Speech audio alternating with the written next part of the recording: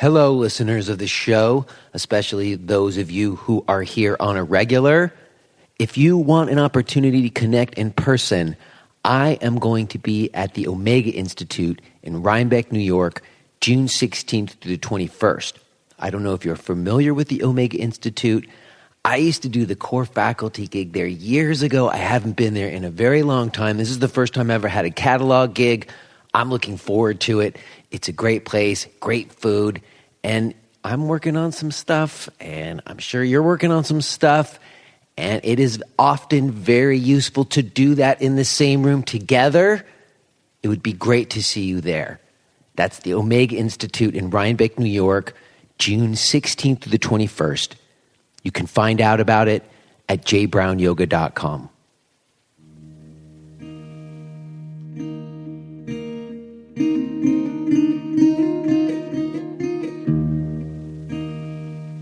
All right. We made it. We made it another week, or another day, or another minute. We made it. Here we are. This is Jay Brown Yoga Talks podcast.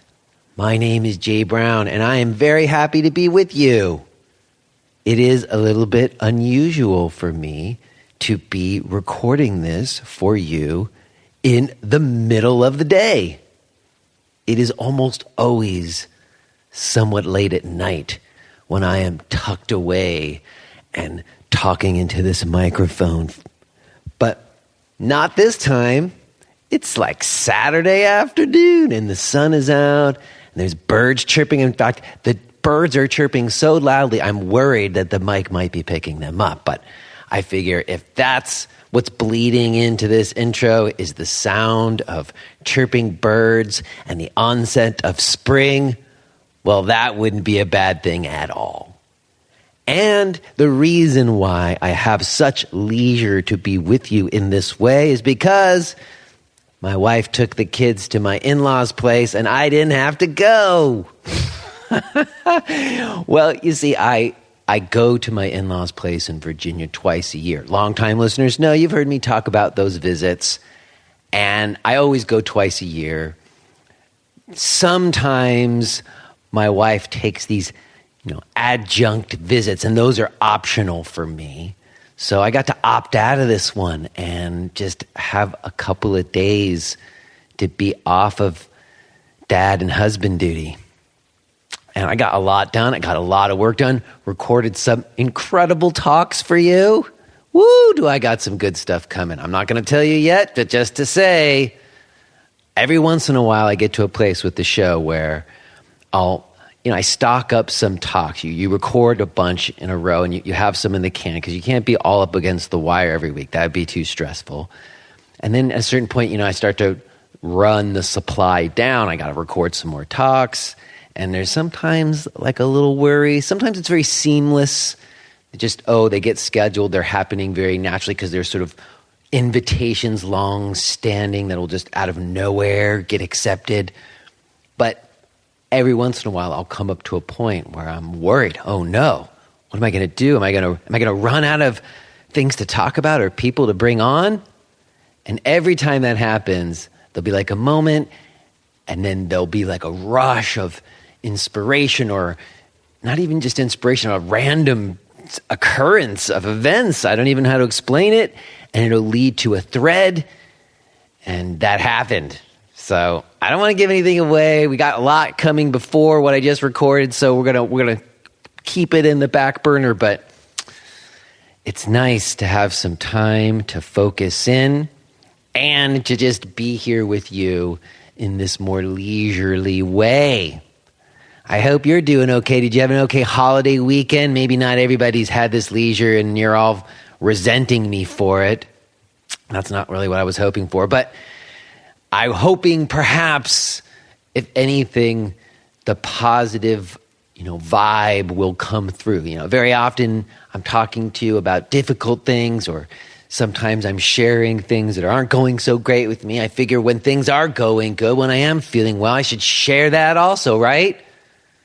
So there you go. I'm feeling good. I want you to be feeling good, especially because I have something very special for you today. And I think every talk that I've done and put out on the show is special, but this one in particular, because I feel that we broke new ground. We've come to a new territory on the show, my friends. There have been a few occasions where I've had more than one person on at a time. I've done a few live things where it's like a panel. Next week, I'm doing a live panel. But this is the first time I had more than one person on. Both people who've been on this show listened to the talks that I had with them respectively, one-to-one, and then want to get together to discuss things about things that were discussed on this show, or even just overarching ideas that I and those fellow teachers have been grappling with. So it's very topical, it's very specific. It is dovetailing off of last week's talk with Greg Lehman, if you listen to that one. Today, we're listening to Peter Blackaby and Bernie Clark. I'm sure many of you, if not all of you, know who they are. They've both been on the show twice before. This is also the first time anyone's been on 3 times. Actually, it'll happen again next week with Amy, but this is both the 3rd time that they have been on, and they will be on together. And really, I'm not going to say much more. I'm just going to let it speak for itself. I think I'll have a few things to add, really just my takeaways from this conversation as way of introducing next week's, which I do think is a bit of a continuation. So sit back, my friends. I couldn't be more excited for you to hear this today. Now, before we do, let me say one more thing about our continued inquiry and education. Some of you may have listened some months back when Seth Powell was on. He is the founder of yogicstudies.com, and he has several online courses on the history and philosophies of yoga and Sanskrit. And I took his History and Philosophies of Yoga course. I learned a lot. He's an incredible resource and a talented teacher who's making things that are often quite difficult to grasp much more accessible. And as a listener of the show, you can get 15% off if you use promo code JBrown15. Now, that promo code has to be all caps. I got word from Seth. Apparently, some people had some issues. You got to make them all capital letters, all caps. JBrown15 for 15% off. Go to yogicstudies.com. Also, it would be cool if we could hang out in person. Let me tell you where I'm going to be. I'm going to be in Allentown, Pennsylvania, May 4th. I'm going to be in Australia, May 25th through June 2nd, at Sydney, Gold Coast, and Melbourne. That's Australia, May 25th through June 2nd. I'm going to be in Rhinebeck, New York at the Omega Institute, June 16th through the 21st. And I'm going to be in Helena, Montana at the Feathered Pipe Ranch, August 17th through 24th. You can find out about those gigs and more, and all of my stuff at jbrownyoga.com. Okay, I think that's going to be it. I want to get straight to the talk here. As I said, I will touch base with you on the other side about a few things, but it's time. Let's go ahead and get to this conversation that I had with Peter Blackaby and Bernie Clark.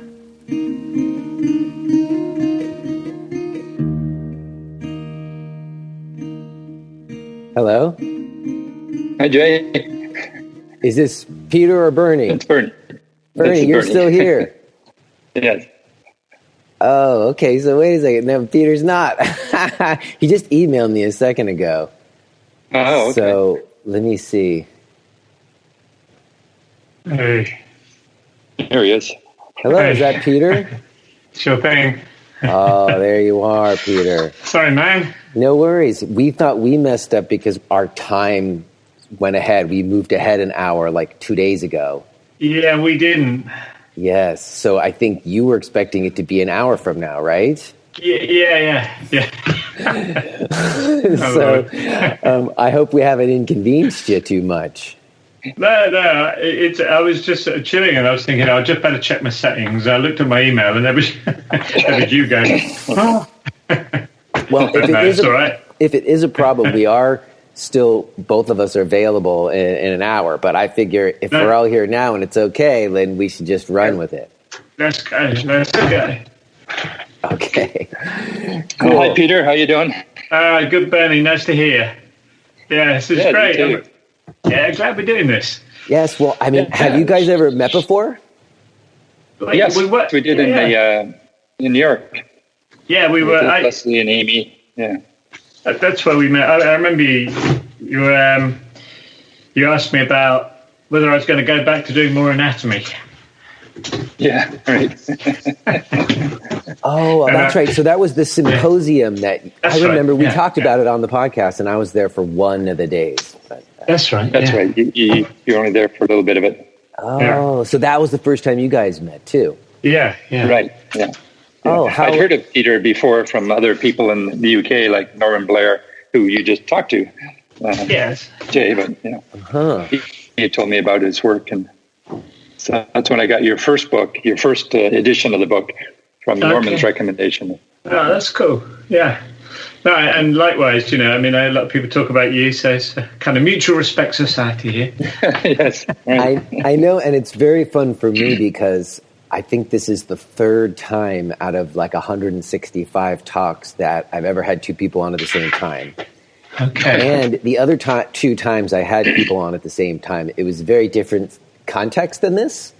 It wasn't like they were both like part of some project together and they were talking about some project that they were working on together. Whereas this is very topical. This is something I've been thinking a lot about potentially having more than one guest on to just talk about a specific thing or some specific topics. Yeah. And so you reaching out to me, Peter, after listening to my most recent talk with Bertie and suggesting it, I was like, yes, let's do it. So it's new territory for me. I almost want to get out of the way. I know there was like two specific points, but maybe, Peter, you would just start us off by saying what made you want to get on a call with Bernie and talk about some stuff. Well, probably like you guys, we're often working a bit on our own.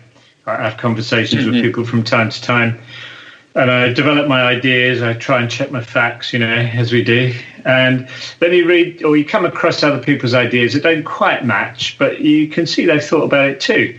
And you're trying to find out actually what I like to do is find out where the differences are in a viewpoint, because it's only then you can kind of work out whether yours is, where the thinking is different, and then how you can check whether those thoughts are better or worse or more useful or less useful. So the process of conversation for me is one of illuminating what we're doing, trying to shine some light on stuff that is actually quite difficult to understand. I don't think anyone's fully understood how the nervous system organizes bodies in space.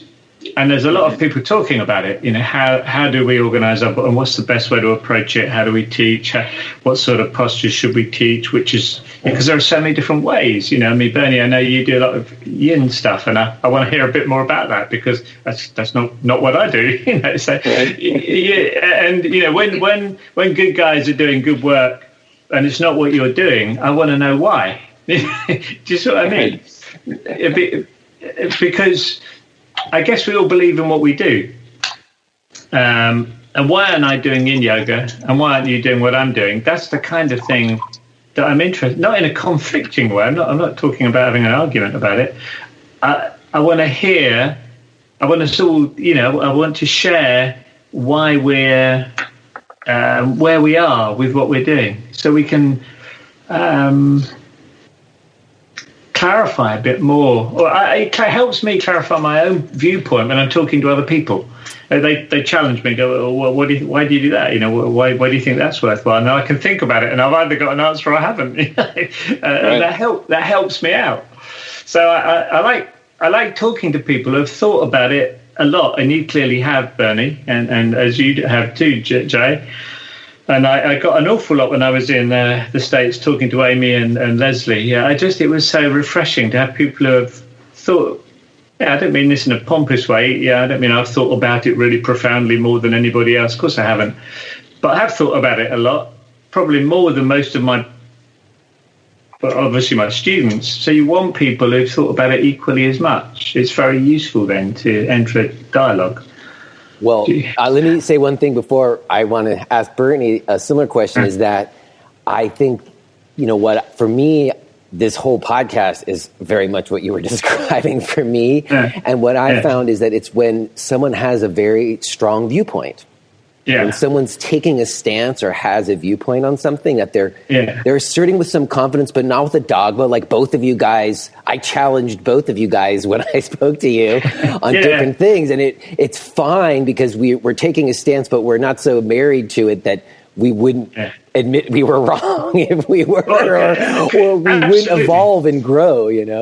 Sure. Right. So I guess for Bernie, from your side, you've read Peter's book, and I know for me, I'm so glad, Peter, to talk to you, because I've been referencing you again and again since we spoke and since I've read your book. And frankly, some of the stuff that you're pointing to in your work, I don't fully have my head around. I don't know that I fully, like you said, it's difficult stuff to talk about or sometimes even to grasp when you get to the base, the core of what you're pointing to.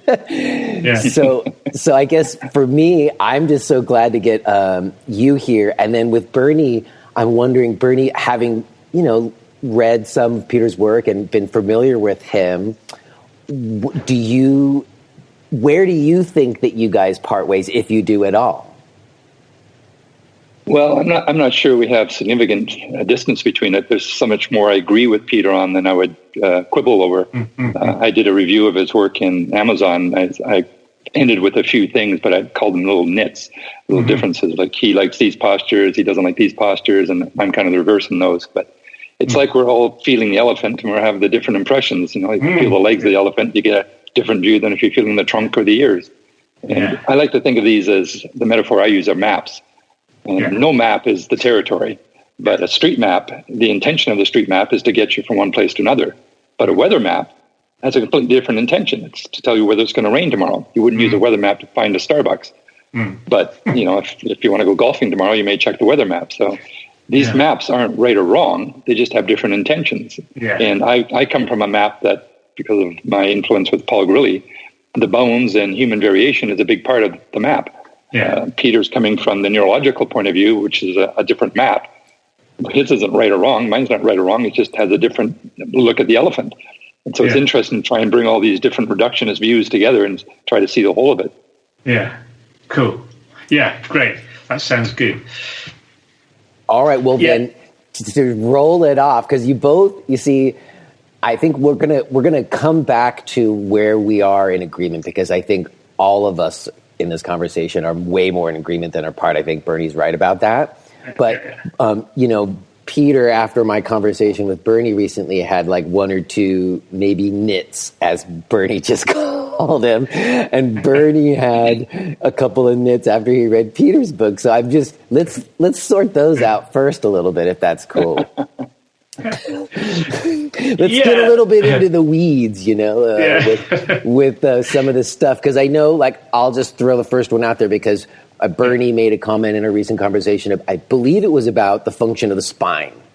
And I don't want to put words in your mouth, Bernie. Do you remember what you were saying? I think it was about the spine's role is to transfer weight, or is about stability more than mobility, or something to that effect. I don't want to say it wrong. I would say first and foremost, the spine's main function is stability, and then within that limitation, mobility. It's a coupler between the upper body to the lower body. So if we're running, we move our arms, and that force of the arms help to actually move the legs, but that's being transduced through the spine. And to do that properly, you want the spine to be very stable when you're running. You don't want a wet noodle in there that's flopping around. So I think I say that really in contrast to most yoga classes that I've attended. they prize mobility. They want to get the spine really open and do deep, amazing back bends and twists. And that's okay for someone who has a very stiff spine. But for most people, they've got enough mobility in their spine to last them the rest of their life. They've got to work on making sure they can stabilize the core. Good. Right. I can see where we're on a different track. I can see this. This is great. So I can also see where I think our roots of our differences might be, because I would disagree in your. I would put it the other way around: mobility first, stability second, because I am unashamedly coming from a Blackaby point of view. And his argument is very clear that the spine evolved for motion, for moving fish through the ocean and lizards through the land, and it's the spine that drove it, and the legs that added to the movement. And the trouble with human beings is that we've grown these long legs, and now the spine is not the major part of the movement, but still, from his point of view, the progenitor of the movement. So he's talking. What he fights against, and what I, in a kind of proxy way, what I fight against is the idea that we should be trying to stabilize the spine. I'm not interested in those big back bends either, Bernie. As you know, I've got no interest in what I call hyper movement. But there is something significant about whether you view the spine fundamentally as something to be stabilized or to be responsive to the stimulation of locomotion and things like picking things up off the floor, that kind of bending and lifting stuff that humans have to do.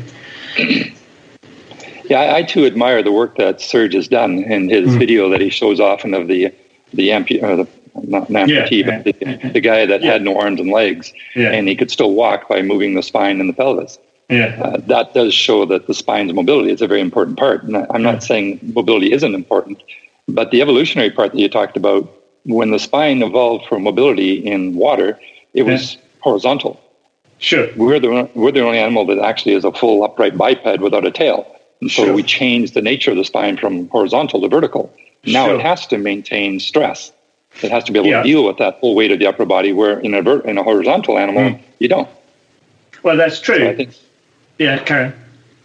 I think now that we're a horizontal animal, we have to deal with the stresses a lot more than we were when we were in the water. Yeah, I mean, Blackaby does deal with that. The curves of the spine obviously develop as we become a biped. So, we know the hip function changes. But he's still arguing that fundamentally, and he uses that man as an example, that it is the motion of the spine that's the primary. The spine hasn't suddenly become a rod off which things hang, and the legs do the walking now. Although I would agree that if you look around the high street of most towns, the legs do seem to do the walking. If your life depended on it, if you were a hunter-gatherer and having to run for your money and for your life, you'd find the spine was constantly, a big driver of the movement. Mm-hmm.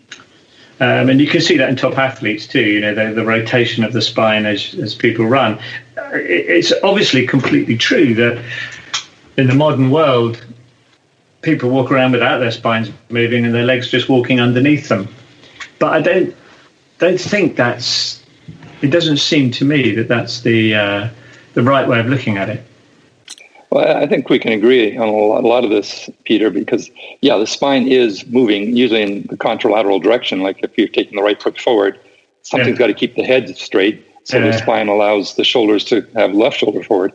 And that all keeps balancing out through the spine. But those are small degrees of movement. I agree. It's certainly not what we're trying to develop in a yoga room, where you're trying to do a 90-degree twist to look behind you when you're seating.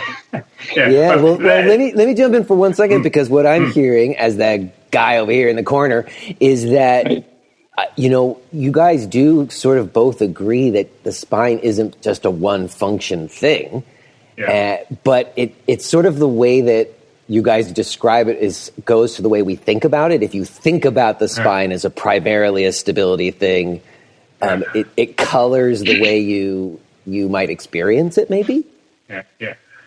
Yeah, I agree. And I think a lot of the core stability work came out of that way of thinking, that we have to stabilize the spine to make it stronger. Whereas I would argue you have to free the spine up to make it move more easily. Not in those big movements. I don't even do any stretching in my class. That's another thing we could come on to. But the freedom for the spine to make its small oscillations and movements, for the joints to move in those small ranges of movement regularly, seems to me a fundamental part of the health of the spine. And a lot of the problems that I think have occurred have been born out of the idea. I mean, everything from spinal surgeons putting metal rods in people's backs to people who are telling you to hold your tummy in all the time to make sure the lumbar spine doesn't move too much. These I don't think are helpful ideas. I don't know. Yeah, I would agree with that, and it depends on the level of stress and when you're doing it. I think when you're just dealing with your own body weight most of the time, that's perfectly adequate to do like you were talking about. If you're starting to add extra weight, either through leverage, where you're doing your arms overhead as you come forward, or by lifting a heavy object, then you do have to work to deliberately try to stiffen up the core to take those extra stresses. Do you think that's something you have to add? I mean, this always puzzles me too, because if I go back in time and imagine myself 30,000 years ago picking up a deer carcass or something, no one's going to tell that guy, "Oh, you better pull your core on tight because you hurt your back."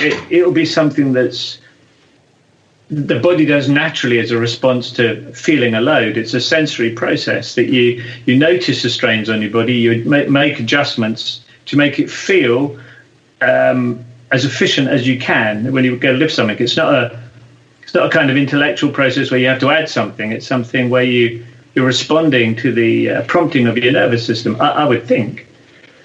Well, I'm not quite so sure. I think there would be trial and error to learn technique. I think even back 30,000 years ago, if you're lifting up a carcass, there's a proper technique to do it. And either your society, your family, your parents taught you how to do it, or through trial and error, you figured out, if I do this, it's not going to be very good for my back, so I'm going to learn to do this. And so you will develop technique. But today we don't do so much, so we're given the technique by the so-called pros. But that's interesting. That's interesting. Wait a second. That's interesting. That's the difference between somebody coming to it on their own because they just have to lift a big fucking thing over their head and somebody telling them how they're supposed to lift it properly. Yeah.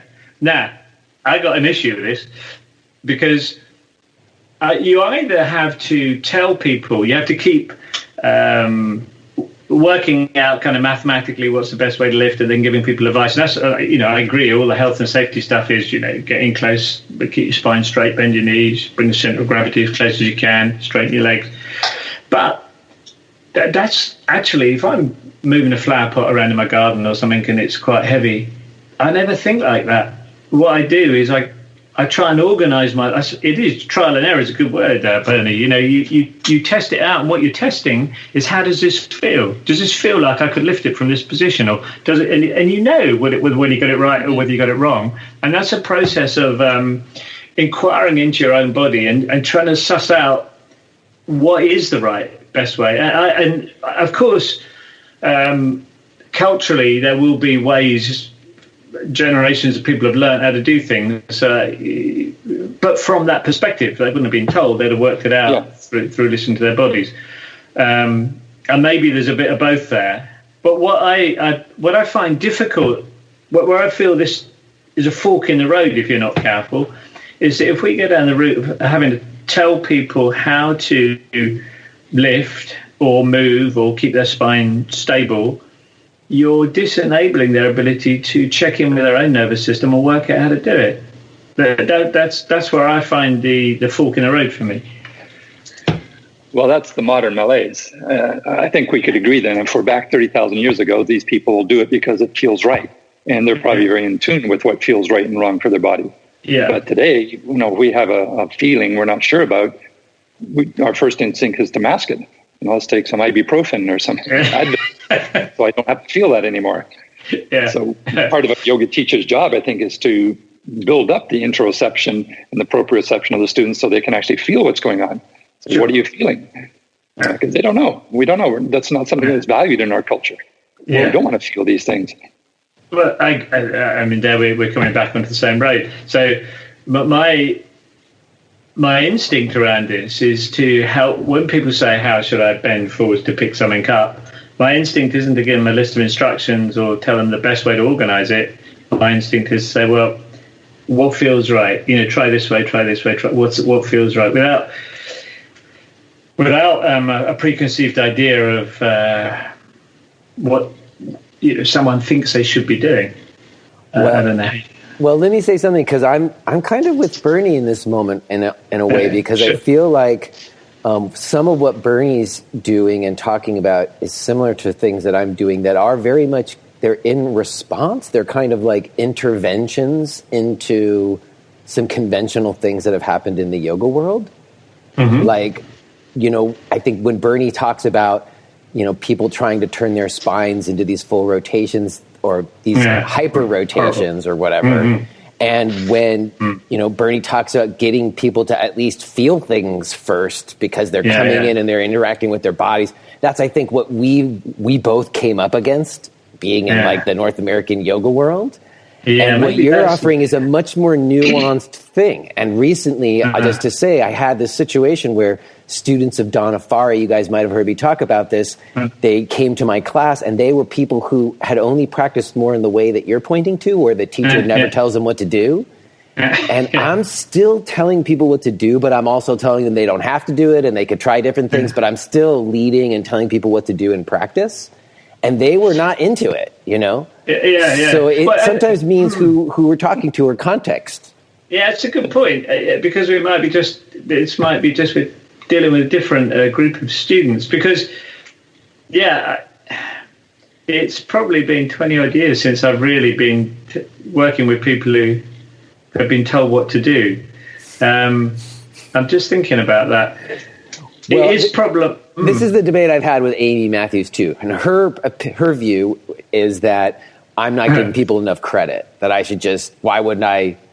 Yeah. And that sometimes it's true. You can get really good results. Some people aren't into it and they don't come back, but it's like, yeah, you're going to lose people. Well, I recently I was thinking about that side of it. If people who come into a class expecting exercise, working on structure, want to build their muscles up or something like that, then they're not going to be very into what I'm teaching. If you can persuade them that you're working on a nervous system which isn't about doing more, it's often about refining what you're doing, paying more attention, doing maybe a bit less so you can notice more, because that's actually how bodies are organized at a neurological level. If you can help them understand that, then they're really in your, they really love it. But it is that there is a dissonance there if they're kind of expecting one thing and they get another. That's problematic. And if maybe you're bumping into that more than I do. There's an example that Jay mentioned before, and I've experienced as well. If you go to an Eric Schiffman class, and, we all love Eric Schiffman, but his teaching has evolved and changed quite a bit over the decades. And now you can go to one of his freedom classes where he doesn't prescribe anything. It's just he starts the music or whatever, and you just all do your own thing, which is great for a certain level of student. But if somebody, who's coming to get the benefit of his years of experience, you may want, Eric, tell me what to do. That's what I'm paying you for.